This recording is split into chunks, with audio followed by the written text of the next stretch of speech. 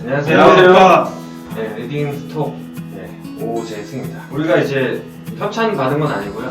나중에 협찬 받을 날을 좀 기대하겠습니다. 내일로 발표인데요.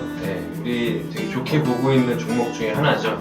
그래서 우리 좀 특징이 있어요. 우리 특징이 우리가 써보고 좋은 주식만 사자. 그래서 우리가 마셔보니까 내일로 괜찮은 것 같아서 지금 내일로 같이 마시면서 좀 리딩 스톡 TV 좀 시작을 하겠습니다. 자, 바로 가겠습니다. 해외 이슈 체크포인트. 안녕하십니까, MC 개보레입니다. 오늘 해외 이슈 체크포인트 두 가지 좀 빠르게 말씀드리겠습니다. 주식하시는 분들 무역분쟁 이슈 지겹기 때문에 무역분쟁 이슈는 계속되는 겁니다. 계속되는 가운데 미국 금리 인상이 25일 날 예정이 되어 있습니다. CG 첫 번째 거 한번 보시면서 일단 우리나라와 미국이 금리 인상이 지금 역전이 된 상태죠. 그래서 9월 달에 인상 가능성이 굉장히 높은 상황입니다.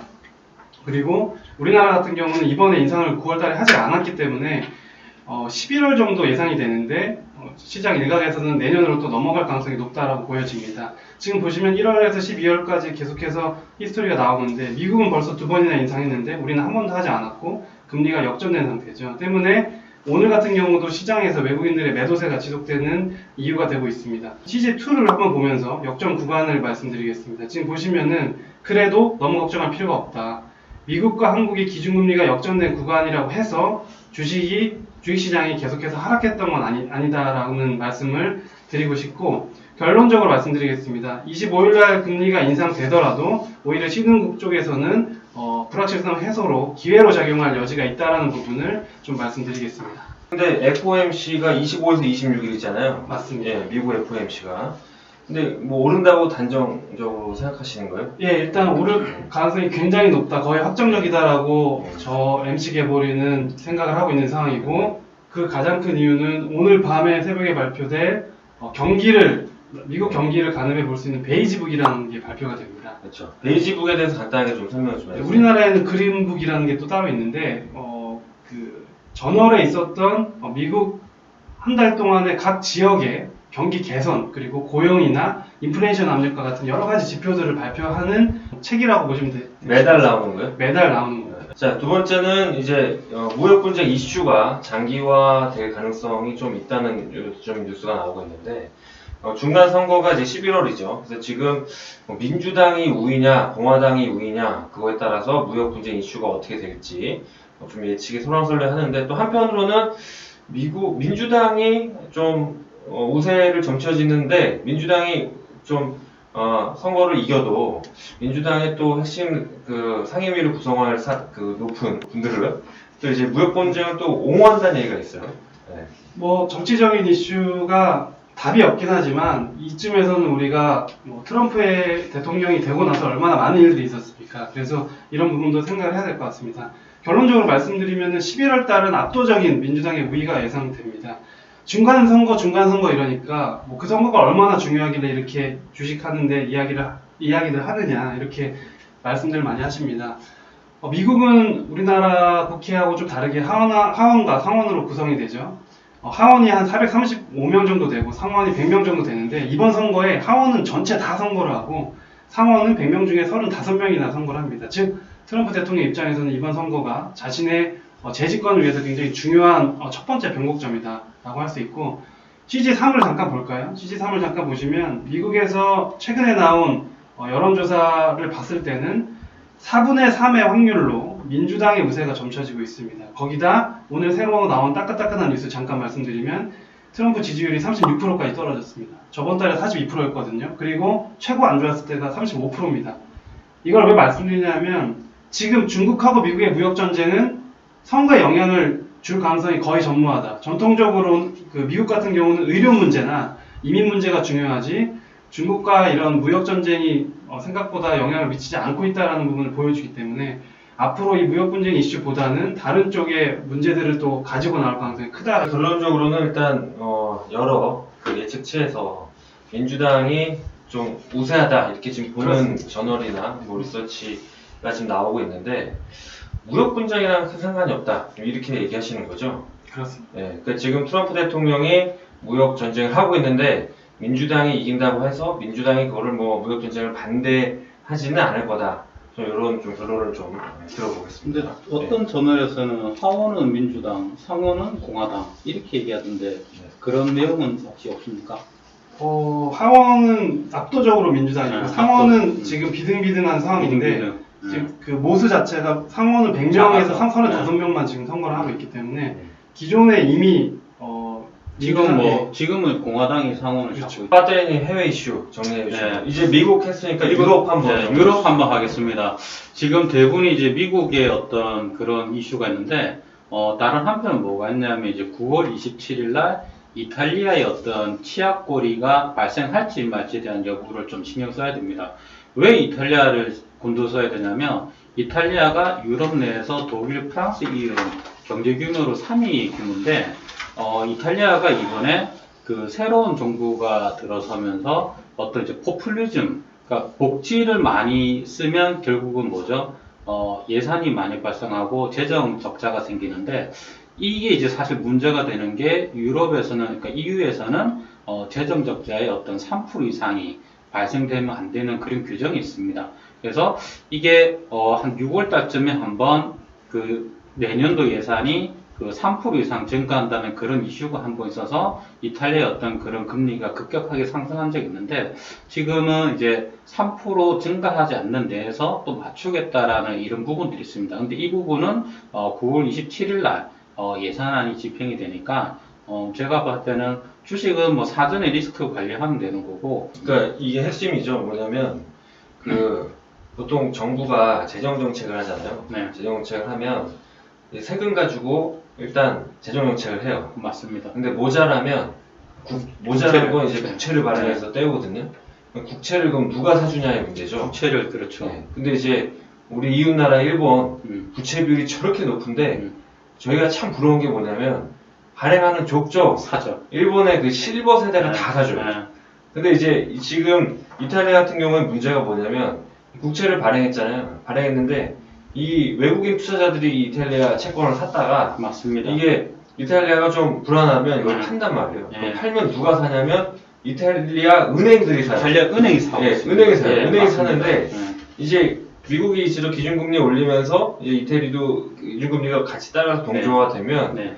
금리가 올라가면 채권 가격이 떨어져 버립니다. 맞습니다. 그러면 은행의 순자산이 줄어드는 거예요. 네.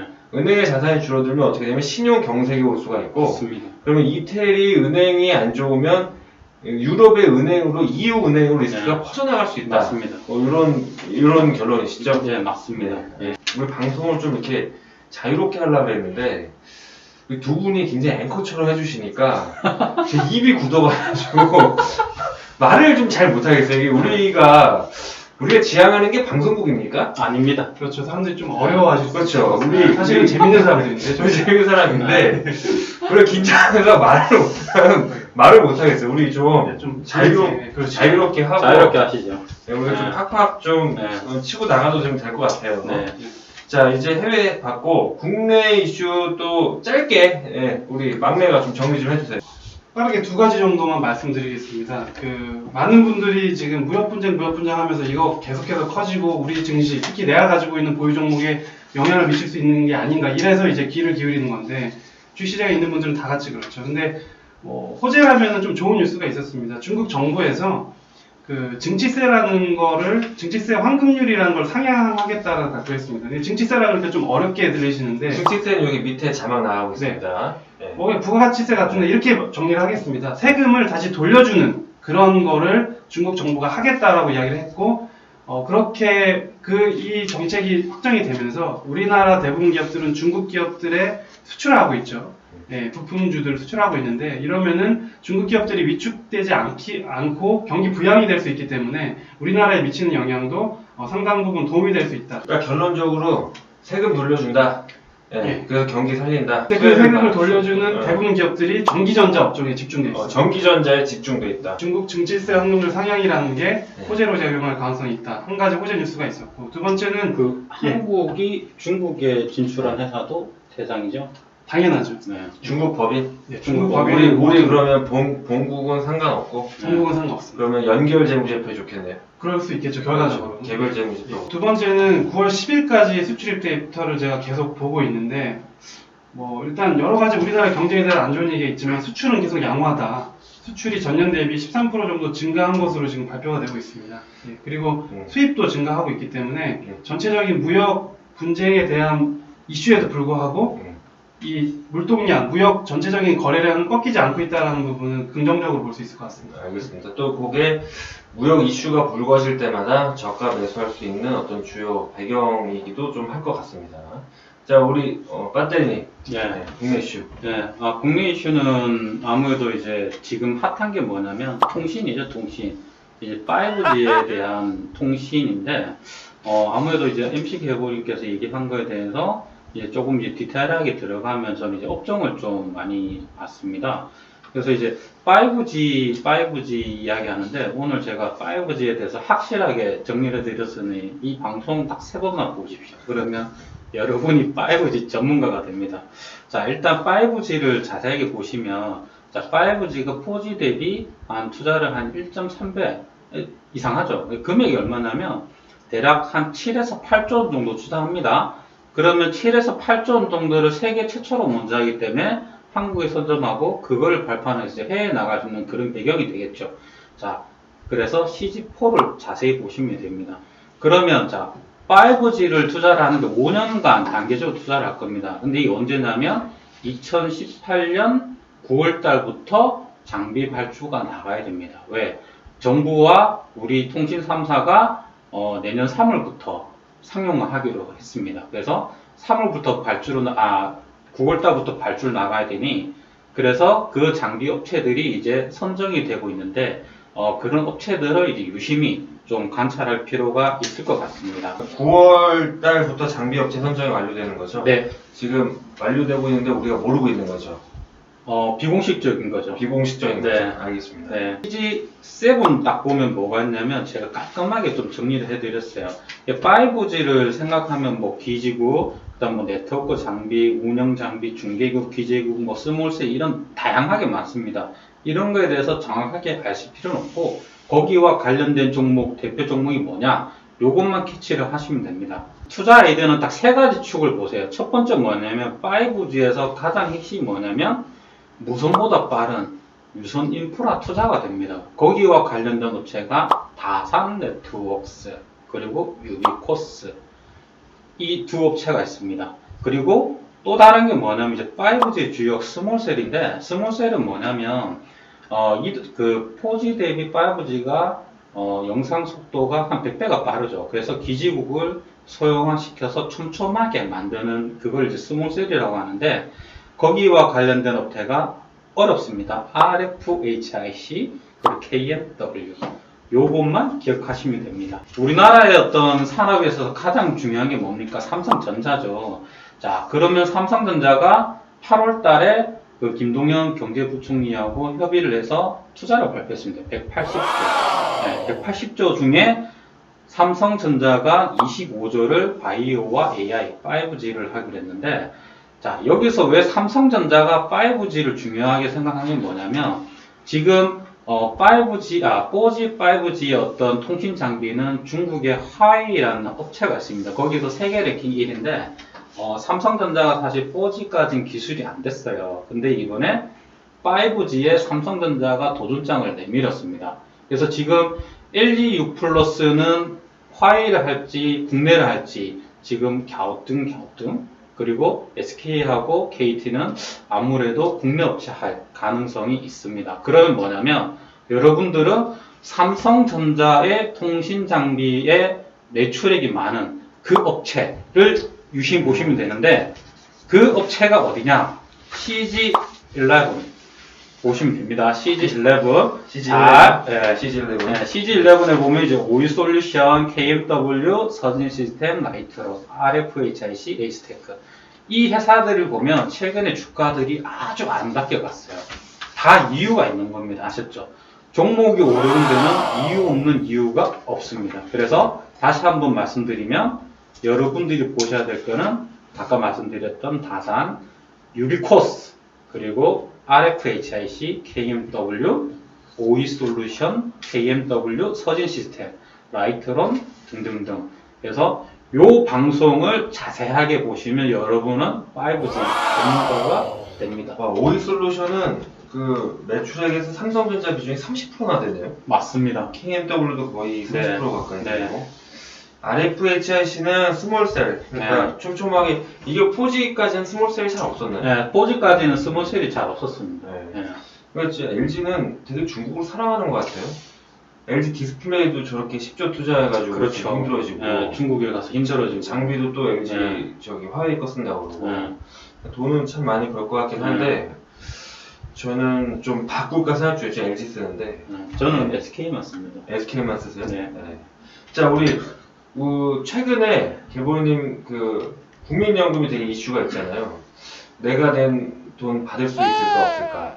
그렇죠. 근데 저는 처음에 이제 직장 생활을 2003년부터 했던 것 같은데 왠지 그때부터 불안했어. 근데 지금 한 5년 직장 생활 한 것 같은데 그 불안감이 그냥 불안감이 아니었던 것 같아요. 제 촉이 좀 좋았던 것 같아요. 그죠?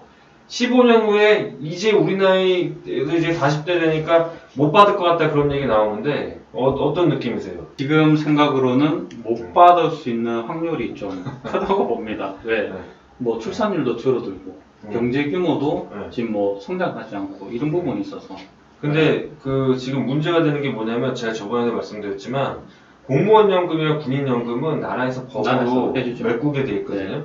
근데 제가 좀 그 나름대로의 정보를 수집한 결과 국민연금도 올해 안에 그렇게 개정될 수 있대요. 그 최소 보장하는 거. 그렇게 되면 받기는 받을 텐데 의미가 없을 것 같아요. 그렇죠. 만약에 줄 돈이 없으면 국가가 부도가 나기 때문에 네. 국가가 부도나면 누가 주나요? 아니 뭐 그러면 국채 발행하든지 그러면 아니요. 우리나라 법에서 주게 돼 있는데 우리가 받았는데 줄 돈이 없으면 어떻게 되냐면 세금을 더 받. 디폴트가 그런 걸 다 감안했어. 분노가 너무 크니까. 네. 그럼 디폴트가 나잖아요. 그러면 받을 수는 있는데 베네수엘라 되는 거예요. 그렇죠. 그래서 받았는데 의미가 없어지는. 빵 한 조각에 뭐 네. 몇십만 네. 원인데. 네. 참 15년 전의 불안감이 지금 현실하다고 했는데 굉장히 매우 불안합니다. 자, 연기금과 관련해서는 또 스튜어드십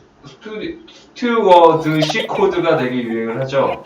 아니, 죄송합니다. 유행이 아니라 그런 발음이 어려우시죠? 발음도 어렵고 그리고 그냥 일단 이거 국민연금이 투자해서 1번 가지고 있으니까 목소리 내겠다는 거잖아요, 그죠? 이거 자세하게 설명 좀 해주세요. 영어로 스튜어드가 우리나라 그 집사라는 표현을 쓰는데 이게 사실 오래된 건 아닙니다. 이 스튜어드십 코드라는 거는 2010년에 이제 금융위기가 터지고 나서 각국의 이제 기업들이 너무 기관 투자자나 그 특히 각국의 기금들이 너무 안일했다. 그 기업들을 감시하는 기능을 너무 소극적으로 행사한 거 아니냐 해서 2010년부터 도입이 됐는데 우리나라도 최근에 대기업들 갑질 논란 때문에 많이 뉴스에서 뭐 최근에 대표적으로 대한항공이죠. 예. 조씨 일가가 굉장히 문제가 돼서 이런 게 부각이 되고 있는데 지금 국민연금 기금운용본부장이 1년 동안 공석이었습니다. 근데 지금 뭐 이제 새로운 인물이 그 자리에 앉게 될 가능성이 있는데 우리 네. 증권사에서 정보 모임을 되게 많이 하는데 전주 가본 적은 없잖아요. 그렇죠. 네, 전주에 지금 전주를 옮겨서 지금 전주에서 주식 얘기한 적 없잖아요, 우리. 그렇죠. 네, 전주는 여행 가는 곳이고. 근데 이게 우리가 주로 뭐 정보 회의를 해봤자 여의도, 뭐 을지로, 강남. 우리가 뭐 경기도까지 가서 정보 회의 한 적은 없지 않나요? 공교롭게도 전주로 간 이후부터 좀 잘 못한 것 같기도 합니다. 그렇죠. 예. 지금 이번에 보니까 그 국민연금 매니저들이 한국투자공사 대량 지원했는데 또 다 안 뽑힌 것 같더라고요. 네, 일단 더 얘기해 주시죠. 그래서 이 스튜어드십 코드라는 거는 특히 우리나라 국민연금이 대기업들의 지분을 굉장히 많이 가지고 있습니다. 그렇기 때문에 이게 도입이 될 경우에는 연기금에서 적극적으로 경영에 참여하겠다라고 하는데 뭐 일각에서 문제도 있습니다. 왜냐하면 결국에는 정부 입김에 따라서 기업들이 또 눈치를 볼 수밖에 없는 상황이 될 수가 있지 않느냐. 뭐 이런 논란도 있긴 하지만 이번 정부 하에서는 제가 봤을 때는 스튜어드십 코드라는 이 관여하겠다, 그 경영에 참여하겠다라는 입김이 더 세질 것으로 보고 이 기금운용본부장이 새로 연임이 지금 임박했는데 연임이 될 경우에는 관련된 기업들이 주가가 상승할 가능성이 있다. 그래서 두 가지 종목을 말씀드리겠습니다. 한진칼과 현대그린푸드라는 지주사들이 물론 지주사들이 많지만은 그 중에서도 이 두 종목 정도가 이런 분위기에 좀 편승해서 주가가 많이 상승할 가능성이 그러니까 있는. 한마디로 네. 어떤 스튜어드십 코드가 도입이 되면 어떤 주식이 좋으냐면 자산 가치도 많고 굉장히 우량하고 대주주가 적은 지분으로 뭔가 전액 좀 월권이라고 해야 될까요? 뭐 이렇게 확 가지고 있는 이런 거를 이런 회사가 이제 연기금이 그 지분율을 가지고 야 너네 이렇게 간섭을 한다는 거죠. 이렇게 되면 자산 가치도 부각되고 영업 가치도 부각되고 또 대주주가 너무 또 회사가 돈을 많이 버는 걸 바라지 않는 사람들도 있어요. 그래서 그런 거에서 투자 수익률을 제고하는 그런 부분도 충분히 생길 것 같아서 관련주로 스튜어드 시코드 관련 주식을 좀 볼 필요가 좀 있을 것 같습니다. 그래서 최근에 롯데 지주가 좀 갔습니까? 롯데지주는 사실 그런 부분 때문은 아니었지만 롯데지주도 뭐 추후에 가능성은 있다고 보였습니다. 근데 이 그동안에 뭐 한진칼 같은 경우는 워낙 대주주 리스크가 컸던 회사들이잖아요. 그러니까 지금 말씀 정리하신 것처럼 대주주 때문에 저평가받는 회사들 네. 그런 것들을 좀 미리 선침해 한다면 선침해. 예, 좋은 결과가 있을 걸로 좀 기대하고 있습니다. 자, 두 분 더 준비하신 내용 있나요? 예, 두 가지 네. 정도. 네네. 왜냐하면 지금 네.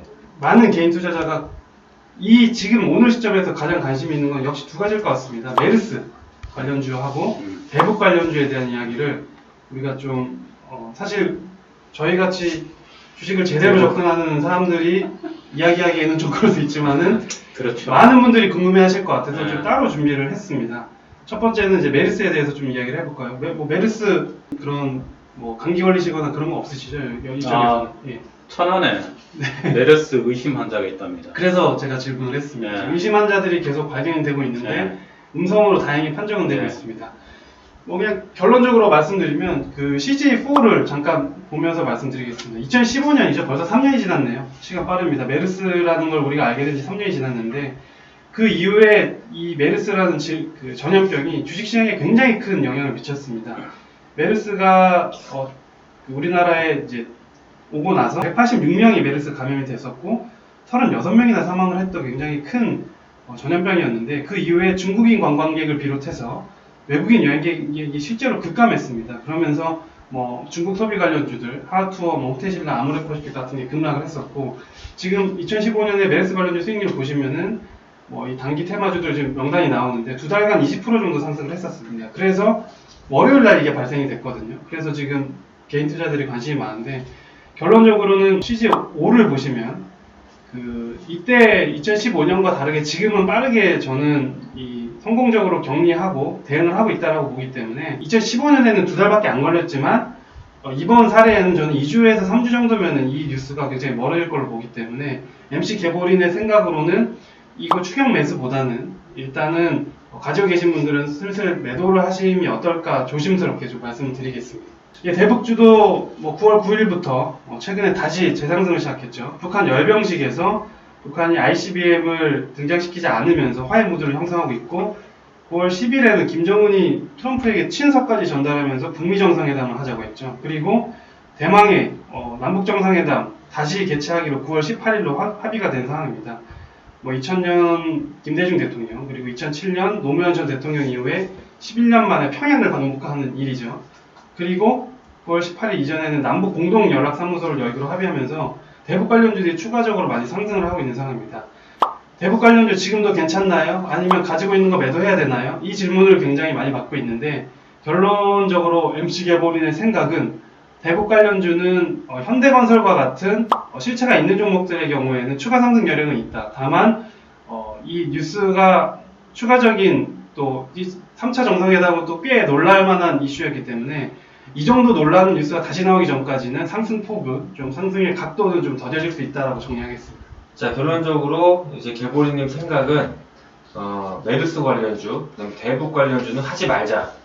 네, 메르스 관련주는 하지 말자가 저는 맞지만 대북 관련주는 그냥 종목명 말씀드릴게요. 현대건설이나 현대 상성 같은 현대자가 들어간 기업 몇몇 안에서는 기회 정도는 있다 정도로 정리하겠습니다. 개인적으로 저도 이제 종목을 좀 가지고 있다가 이번 메르스 덕에 먹고 판 게 있는데 제가 좋아하는 것 중에 하나가 겨울에는 조류독감.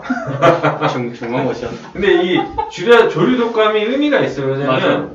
제가 이것도 수의사님들이랑 매년 그 강론을박을 제가 토론을 하거든요. 근데 대부분의 수의사님 의견이 이 겨울 철새 조류독감은 이거는 계속 발병한다. 그리고 제가 지금 거의 한 3, 4년째 하고 있는 것 같은데 거의 겨울에 다 수위 났던 것 같아요. 그래서 저는 소 뒷다리 잡는 격으로 또 겨울 철새 관련주를 매수를 하고 있는데 갑자기 메르스에 엮여가지고 올라서 첫날 많이 먹고 팔았습니다. 근데 저는 이렇게 생각해요. 메르스는 관심이 없습니다. 저는. 근데 이번에 올라왔던 것들을 보면 제가 볼 때는 이 종목들 중에서 한두 달 후에 조류독감으로 엮이는 종목들은 원래 올랐던 가격 전으로 내려오면 슬슬 사도 됩니다. 그러면 제가 볼 때 12월에 한번 또 먹고 팔지 않을까. 네, 뭐 저는 개인적으로 그렇게 예상을 합니다. 조류독감, 그다음 구제역. 구제역? 네. 구제역이 주로 구제역도 이제 조류독감은 주로 겨울하고 네. 봄. 겨울하고 사이. 봄. 예. 그럼 또 봄에는 또 그러니까 이제 철새로 먹고 이제 이제 구제역으로 먹고. 봄에는 또 뭐가 있냐면 비료 관련주랑 황사 관련주. 비료. 예, 황사. 그건 그러니까 12월 달. 이걸 잘해야 돼요. 우리가 구제역, 조류독감, 그다음에 비료, 황사로 이어진 라인업이 있어요. 맞아요. 그러면 또 이번에 정상회담 하면은 어떻게 될 것 같아요? 대북주 다 내리겠죠. 왜? 재료 반영으로. 예. 그럼 또 한 3개월 내려오면 음. 그럼 그 중에서 비료주가 예를 들어서 한 12월에 굉장히 바닥이다. 제가 뭐 저 아시는 분들 아시겠지만 5년째 비료주 한 종목만 겨울에 사는 거 아시죠? 근데 한 번도 실패를 안 했어요. 겨울에 사서 봄이나 여름에 팔면은 거의 다 수익 나더라고요. 5년째. 언제 사실지 계속 주간 단위로 보시면 아실 수 있겠네요. 네. 월봉만 보면 되죠, 월봉. 네. 월급만 그냥 보면 그러지 쉽지 말고 않아요. 사실 때 말씀을 해주시면 여기서 말하라고? 시점 정도는 네. 주간 단위로 사실 때. 자, 오늘 네. 짧지만 좀 즐거운 시간 가졌고요. 다음 주부터 이렇게 하도록 하겠습니다. 우리가, 종목을 지금까지 추천을 잘 안 했어요. 그리고, 뭐 유튜브긴 하지만, 종목을 어떤 종목을 얘기하면 조금 컴플라이언스나 이런 부분에서 좀 배척이 될 것 같아서, 근데 또 우리 시청자분들은 종목에 굉장히 관심이 많으시기 때문에, 제작진과 회의를 한 결과, 우리 이렇게 하기로 했습니다. 다음 주부터 종목을 마구 드릴게요. 한 종목이나 두 종목만 드리면 괜히 수급이 쏠릴 수 있기 때문에 종목을 굉장히 많이 드릴게요. 그 중에서 뭐 수급에 영향을 미치지는 않을 뿐더러 단지 우리가 이제 다음 주부터 드릴 종목들은 뭐 매수나 매도를 얘기하는 건 아니고요. 브레인스토밍이라고 보시면 될 것 같습니다. 그래서 어떤 종목이 어떤 이슈가 있는지 그리고 어떤 시장의 흐름에 해당되는 종목이 뭔지를 우리가 그 제작진 회의를 하는 모습을 좀 보여드리려고 해서 종목 브레인스토밍 혹은 종목 투척 그렇게 해서 종목에 갈증이 있으신 우리 시청자분들께 좋은 답변을 해드릴 수 있는 좀 유익한 그 방송을 좀 만들어 보도록 하겠습니다. 자, 오늘 시청해주셔서 감사합니다. 감사합니다. 감사합니다.